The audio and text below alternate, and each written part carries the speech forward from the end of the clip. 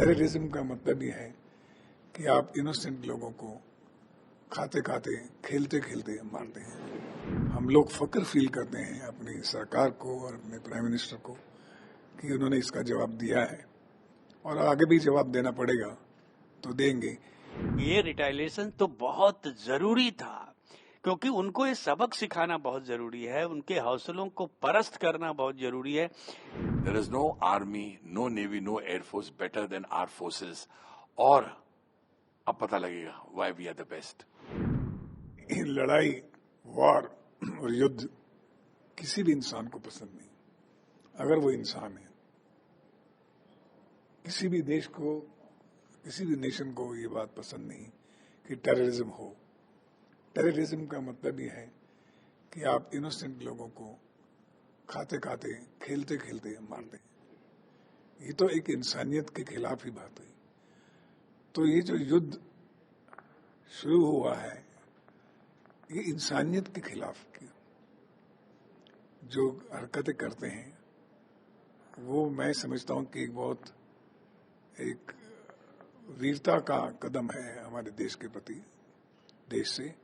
और हम लोग फक्र फील करते हैं अपनी सरकार को और अपने प्राइम मिनिस्टर को कि उन्होंने इसका जवाब दिया है और आगे भी जवाब देना पड़ेगा तो देंगे, क्योंकि दिल से सभी लोग जानते हैं, वो लोग भी जानते हैं कि हमने इनोसेंट को मारा है।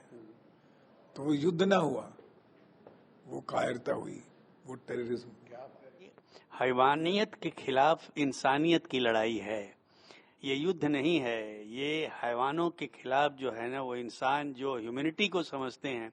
तो ये रिटाइलेशन तो बहुत जरूरी था क्योंकि उनको ये सबक सिखाना बहुत जरूरी है, उनके हौसलों को परस्त करना बहुत जरूरी है कि ये मत समझो कि तुम इनोसेंट लोगों को मार के बच जाओगे। हमारे यहाँ जो कहते हैं ना कि कर्तम भुक्तम सब यही है, अगर गुनाह करोगे तो उसकी सजा मिलेगी, यही मिलेगी। और मैं सरकार को, भारत सरकार को बहुत सारी बधाइयां देता हूं कि लोगों के मन में जो आक्रोश था, लोग जो चाहते थे, आज उसको मोदी जी ने लोगों को कहा कि आप घबराइए मत, मैं आपके साथ हूं, पूरा देश हमारे साथ है। तो जो हुआ है हम उसके बहुत पक्ष में हैं और हम चाहते हैं कि आइंदा वो लोग इस तरह का हौसला नहीं करें और दोबारा हिम्मत नहीं करें हिंदुस्तान की सरजमीन पे इस तरह की हरकत करने। मैं अपने जवानों को कहना चाहता हूं कि ये जो फिलहाल शक्ति मिलेगी आपको, ये वो जो टाइटल है ना ऑपरेशन सिंदूर, ये जो शब्द है ना ऑपरेशन सिंदूर, उस सिंदूर से मिलती है। हमारे घर में हमारी पत्नी, बच्चे और इनकी पत्नी हो, कोई भी हो, जब ये टाइटल सुना ना ऑपरेशन सिंदूर के, इस तरह अटैक शुरू हुआ सिंदूर का, रोने लग गए। आंसू क्यों बहे?